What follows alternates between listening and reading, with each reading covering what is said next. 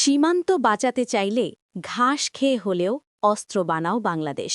শহীদ শরীফ ওসমান হাদির এই একটি বাক্য আজ আর কোনো আবেগী স্লোগান নয়, বরং সময়ের এক কঠিন বাস্তবতায় পরিণত হয়েছে। ওসমান হাদির শাহাদাতের মাত্র ১৫ দিনের মাথায় দিল্লিতে বাংলাদেশের হাই কমিশনে হামলা এবং সার্বভৌমত্বের ওপর আঘাতের প্রেক্ষাপটে তার সেই সতর্কবার্তা আজ নতুন করে প্রাসঙ্গিক হয়ে উঠেছে।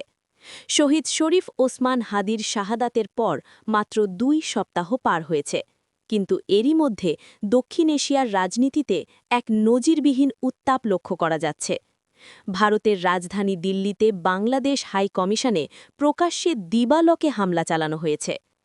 আন্তর্জাতিক কূটনৈতিক শিষ্টাচার ও আইন উপেক্ষা করে বাংলাদেশের জাতীয় পতাকার অবমাননা করা হয়েছে বিভিন্ন রাজ্যে। উদ্বেগের বিষয় হল, ভারতের উত্তরপ্রদেশের মুখ্যমন্ত্রী যোগী আদিত্যনাথের মতো দায়িত্বশীল ব্যক্তিরা সংসদের মঞ্চে দাঁড়িয়ে বাংলাদেশকে নিয়ে হুমকির ভাষায় কথা বলছেন। তার বক্তব্যে আক্রমণ এবং অখণ্ড ভারতের মতো শব্দ উঠে এসেছে, যা সরাসরি একটি স্বাধীন রাষ্ট্রের সার্বভৌমত্বের পরিপন্থী। বাংলাদেশের ভেতরকার বিচ্ছিন্ন কিছু ঘটনাকে অজুহাত করে পরিকল্পিতভাবে অপপ্রচার চালানো হচ্ছে।